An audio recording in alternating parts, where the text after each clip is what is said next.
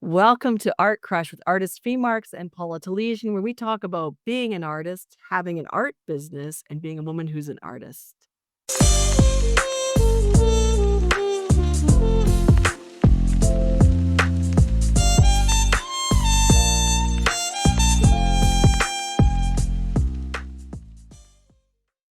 Hello, Fee. Hi, Paula. Today we are discussing what we think might be, as say, we don't know, we don't have our crystal ball in front of us, but what might be the future of the art world. Where will it all be in 50 years' time or in 20 years' time? And we've been doing a bit of research and we just thought we'd open up that question. So, Paula, over to you. What do you think is going to happen in the world of art in the next few years? Well, we can see it right now that there is a trend towards handmade art. Hurrah! Hurrah! Let's hear the cheers. Yeah. This is something that I predicted, what was it, 4 years ago when AI burst out. It just seemed to me, because I've lived through the rise of digital art as well previously. So 30 years ago when people started to make and sell digital art in the 90s, late 80s, there was this whole kerfuffle about whether it's art, whether it's not art, all of that, whether it was going to, I don't know, cause harm to traditional artists, and everything settled down. Now, having said that, AI art is obviously unethical. It's built on stolen content. It's made by computers and it's averages. And so it's a different beast. Whereas digital art was made by human hands using computers, AI art is different. So we're not going to go into the ethics of it, but let's just say that we understand that part, that there's issues morally and ethically around it, and the motivations for it are designed to cause harm to the creative industries. That aside, the future of art is handmade. It's going to be the lumpy stuff, the stuff that when you walk up to it in a show or in a location, you look at that and you go, I can see a human made this. That's the future. When people are very sensitive to wanting to ensure that they are buying and supporting local contemporary artists, they are going to be looking for the things that for sure, at least right now, can't be made by computers. I can hear the visible sigh of relief going out there because I know there has been huge debate. And as Paula said, we're not going to go into the ethics of AI in this broadcast, but people have been concerned that it will be the end of creativity and the end of art.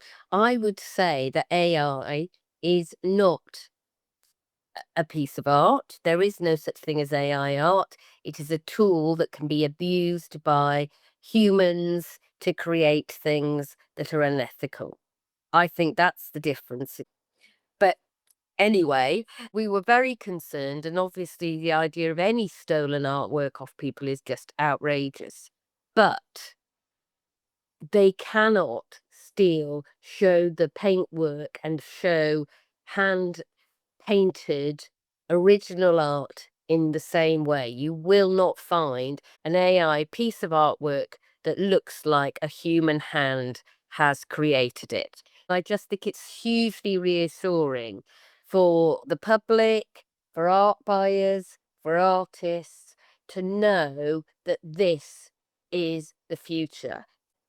Artists have been frightened by change in the same way that everybody gets frightened by any change, any difference. But when it comes down to it, quality will prevail. People do not want to buy rubbish because you can buy cheap stuff that is unethically produced in shops. There's been a lot about that. Cheap shops, cheap online. Humans have the choice. And if you don't buy from these stores, if you don't buy AI art, then you are actually supporting the handmade industry. As we've said on other episodes, you pay for what you get.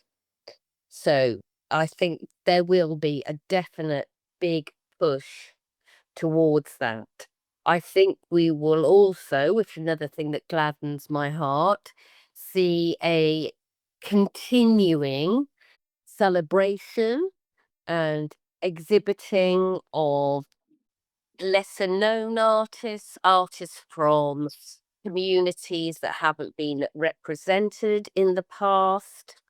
That will continue to grow. I don't think that's going to go away. I don't think we are going to go back to saying only Victorian white rich men produced art. I think that is going to continue to be obliterated into the water, which obviously we celebrate that as well. What else, Paula, do you think's going to happen?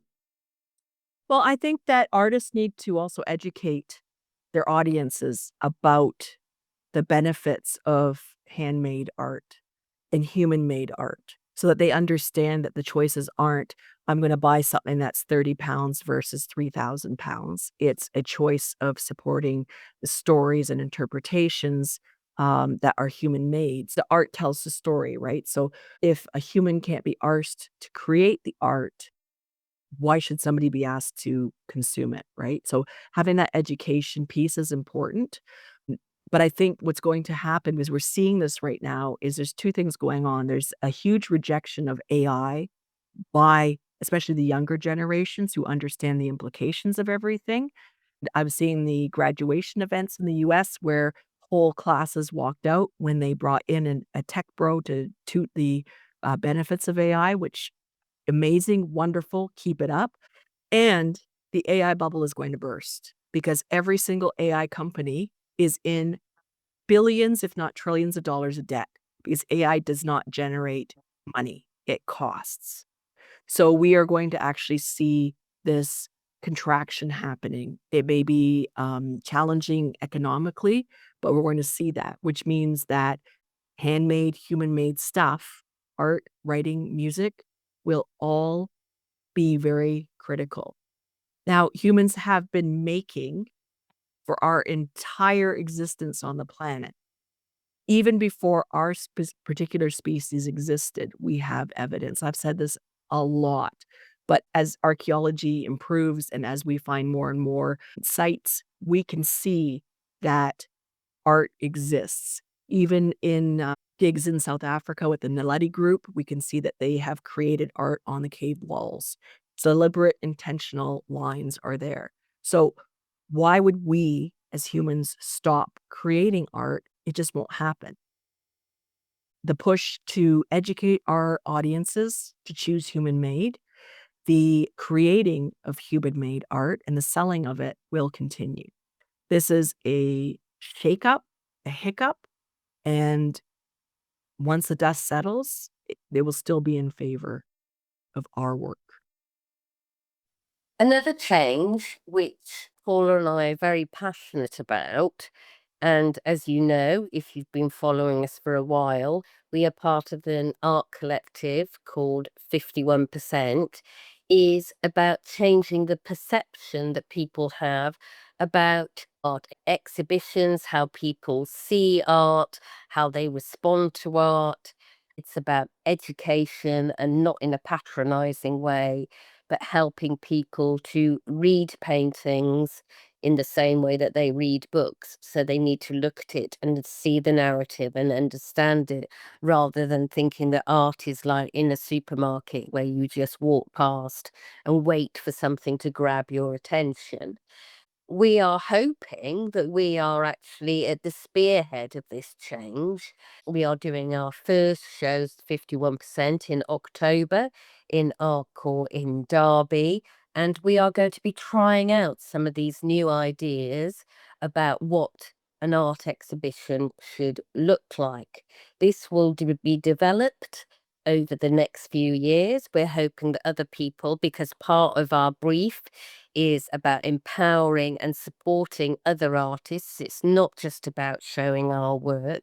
We hope we inspire plenty of other artists to show their work and sell their work in a different way, in a way that is about them, not about the institution of art. So that is something that I think I had to mention, not to be blowing our own trumpet, but I hope that this is something that will change and make art much more accessible to more people and make artists more confident to actually promote and see their art as a business. As you know, we talk about that all the time, and take ownership of selling their art. You know what? I think we should blow our own trumpet, to be honest. I think a lot of the things that we are taught, especially as women, be quiet, be nice, be meek, don't show up loud, don't draw attention to yourself, is a load of crap. So we should blow our own horn and we should be promoting, even as artists, walking around going, actually, I made this thing. I'm super fucking proud of it. Come and see it in person. Let's get together and enjoy ourselves. Let's do things differently. Let's toss away the accepted institutions around the art world and around artists and how we do things in inverted commas, and really just shake things up. You know what? Our show's gonna be great. It'll be great. It'll be done on a shoestring. I'm not gonna oversell all the things, but it's for people internationally who get together and have put our best work forward or will put our best work forward, right? I've seen the pieces that are going in the show. I'm making pieces that are going in the show. I'm super fucking proud of us. Let's toot our own horn. Exactly. Yeah. The future of art also is artists selling directly to the end consumer, so to the buyers. We know from studies that have been released that that has shot up. I think the number is now 20%, which to me is really low, that artists are still choosing to go through institutions, galleries, and other bodies to pay them a percentage of the sale in order to make those sales. I think that more artists should be selling directly to their end clients. I think that we should just drop the middle person altogether.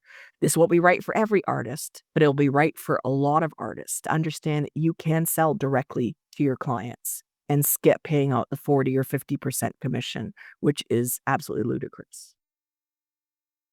We talk about a lot of these things, these new ideas. A lot of them have actually been born on this podcast. So you guys out there have actually helped us and continue to help us with ideas about moving the art industry further on and changing things, systems that are not working. You are actually part of this revolution as much as we are.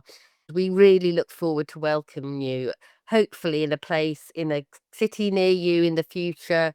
We've got booked in Derby and we are already planning Toronto for next year. So we look forward to meeting you and for you sharing those ideas with us. Yeah, absolutely. Experiencing art in person in perhaps different ways than you expected.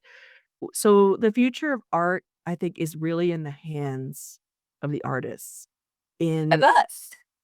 yeah, of us in deciding that we need to question how things are done, not only in the making of art, but in the presenting of art, in the selling of art, in the positioning of artists.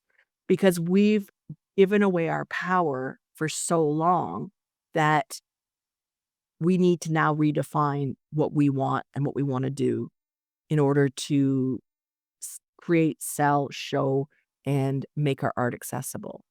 I think that that's the most important thing. This is one of the things that, as crappy as AI is, has shown us very clearly the influence of a handful of tech bros, billionaires, on our entire culture.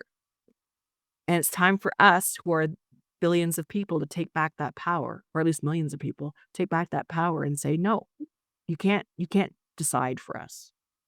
Because I actually think, correct me if I'm wrong, Paula, that historically artists have never had the power or control over their work. Has there ever been a time when they have? Is this the first time in the history of the art world where artists are taking control of their own businesses and their own work? I don't think this is the first time for that specifically, but this is the first time where we can organize in real time globally. This is the first time where we could say, I'm in Canada, you're in the UK, we are talking face to face very regularly and sorting out ideas. And then you go off and influence your local people, I go off and influence my local people, and so it spreads. So I think that this is where I would say definitively that this is the first time that we can use technology to take our power back and redefine what it means to be an artist. This may not be right for everybody because I know there are artists that are hell-bent on the gallery route or have created success working with dealers and galleries and whatever. That's fine, you do you, because the art world is not a homogeneous giant lump. It is made up of parts. So for the people who are dissatisfied with how things are, this is the invitation to question everything and choose a different route. Yeah, consider it. That's all I would say to people. Consider it and do the best route for you as you consider any aspect of your life. What job suits you the best? What house suits you the best? What holiday suits you the best? Deciding on how you sell your art, that is a decision as well. And I think that's what the difference is that that decision has not been made in the past. We've been presented with this is the only way you can sell your art. Aren't we very lucky to be living in this time, as wild as it is, to be able to say, "I'm hand making this work." You can see it in person, you can look at my process videos or photo and see it come to life, and understand this is human-made art to be consumed by humans and purchased by humans and experienced by humans. So the future of the art world is human. It's also looking quite positive, so let's celebrate that. Absolutely. Absolutely. I mean, we can look at all the negatives all day long, and that's all we'll see, but when we look at the positives, there's a lot of opportunity that perhaps we didn't have. With fees leaning towards history, especially female artists. So, Fee, who's been sending me all sorts of information about artists. Who was that abstract artist that you had sent me just recently, Fee?